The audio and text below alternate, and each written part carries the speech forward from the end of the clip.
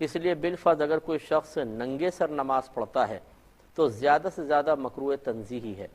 یعنی شریعت نے اس کو پسند نہیں کیا ہے، لیکن بہرحال ٹوپی پہن کر یا امامہ پہن کر نماز پڑھنا یہی افضل اور اولا ہے۔ لیکن میں ایک شرعی حکم آپ کی خدمت میں عرض کر رہا ہوں، کوئی ترغیب دینا مقصود نہیں ہے، اور اسی طریقے سے کوئی اس بات کو سن کر یہ نہ کہے کہ دیکھا جی ننگے سر نماز پڑھنا صحیح ہے، میں اس طرح ہی پڑھوں گا۔ ہم ترغیب نہیں دے رہے ہیں، نہ کسی کو جواز فراہم کر رہے ہیں، بلکہ ایک شرعی مسئلے کا بیان مقصود ہے کہ سب سے افضل اور اولا صورت اور ادب کے لحاظ سے ادب کے مطابق یہی ہے کہ سر ڈھک کر نماز ادا کی جائے۔ لیکن اگر کوئی شخص سستی کے ساتھ ننگے سر نماز پڑھتا ہے تو یہ مکروہ تنزیہی ہے، یعنی شریعت نے اس کو ناپسند تو کیا ہے لیکن وہ شخص گناہ گار نہیں ہوگا۔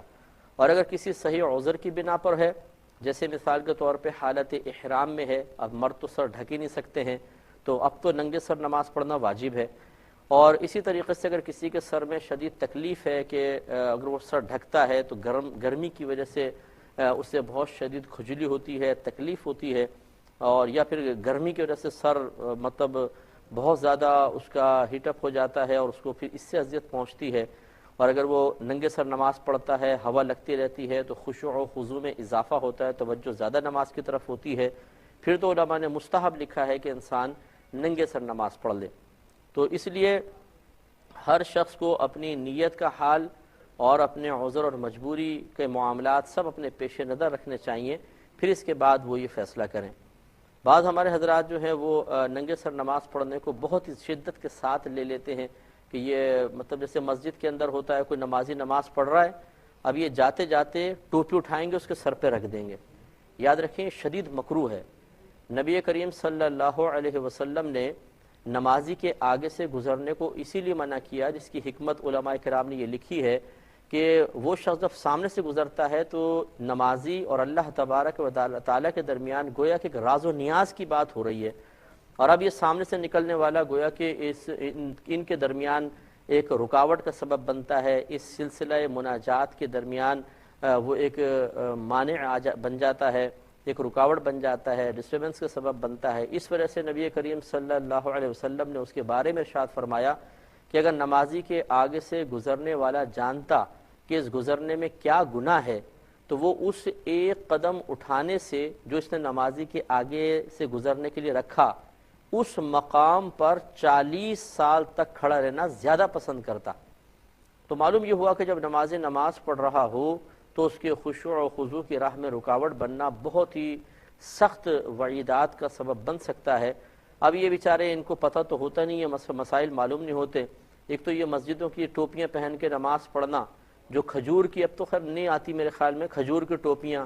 اتنی گندی ٹوپیاں کہ ان کو دیکھیں تو میل کچیل کے تہیں اس پہ جم رہی ہیں، کہیں سے وہ کھجور کی نکلی ہوئی ہیں، سر میں سوراخ ہو رہے ہیں، پہنے تو بال ہی باہر نکل آتے ہیں۔ ان ٹوپیوں کو تو پہن کے نماز پڑھنا ہی مکروہ ہے۔ اسی طریقے سے بعض مسجدوں میں پلاسٹک کی ٹوپیاں رکھی ہوئی ہیں، اب ہر طرح کا آدمی ان کو استعمال کرتا ہے، وہ بار بار ہاتھ لگ کے بعض اوقات تو اتنی کالی ہو چکی ہوتی ہیں کہ اگر آپ اس کو دھوئیں صرف وغیرہ سے تو بہت ساری میل کی تہیں نکل جائیں گی۔ وہ گندی ٹوپیاں پہن کے نماز پڑھنا تو ویسے ہی مکروہ ہے۔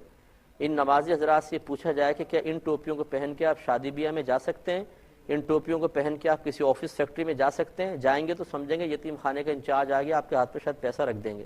لیکن وہ ٹوپیاں پہن کے اللہ کی بارگاہ میں ہم کھڑے ہوتے ہیں۔ تو اب ایک تو وہ ٹوپیاں ہی گندی سی اور ان کو پہن کے نماز پڑھنا مکروہ، دوسرا پھر نمازی کی نماز میں خلل ڈالنا۔ تو یہ گزرتے ہوئے اکثر دیکھا ہے، یہ جو بیچارے ڈیڑھ ہوشیار بنتے ہیں جن کو علم بہت کم ہوتا ہے، لیکن یہ چودھری صاحب ہوتے ہیں مسجدوں کے، یہ اٹھا کے وہ گندی ٹوپیاں سر پہ رکھ دیتے ہیں، نمازی بیچارہ ڈسٹرب ہوتا ہے، بلکہ بڑ بڑ کرتے ہوئے جاتے ہیں کہ دیکھو جن کو تمیز نہیں ہے نماز پڑھنے کے، ننگے سر نماز پڑھ رہے ہیں۔ تو اس لیے دین نہ آپ کی میراث ہے، نہ دین کے تمام معاملات میرے ہاتھ میں ہیں، بلکہ یہ تو اللہ تعالیٰ اور اس کے رسول کریم صلی اللہ علیہ وسلم کی تعلیمات کا مجموعہ ہے۔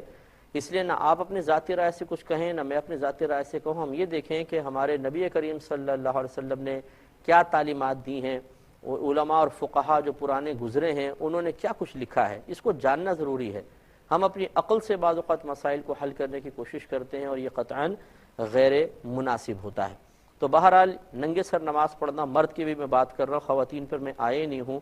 تو مرد کے لیے ننگے سر نماز پڑھنا زیادہ سے زیادہ مکروہ تنزیہی ہے، اور ہم نے آپ کو پہلے بتایا کہ ترغیب دینا مقصود نہیں ہے، سب سے افضل اور اعلیٰ صورت یہی ہے کہ انسان امامے کے ساتھ نماز پڑھے یا کم از کم ٹوپی کے ساتھ نماز پڑھے۔ لیکن اگر کوئی شخص اس کو واقعی ایک ذاتی مجبوری ہے کہ اس کے سر میں بہت گرمی محسوس ہوتی ہے، خشکی ہے،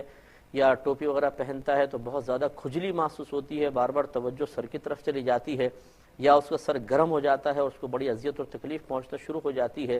ان تکلیفوں سے بچنے کے لیے، یا وہ ننگے سر نماز پڑھتا ہے تو ٹھنڈی ہوا سر پہ لگتی ہے تو خشوع و خضوع اس کو زیادہ محسوس ہوتا ہے،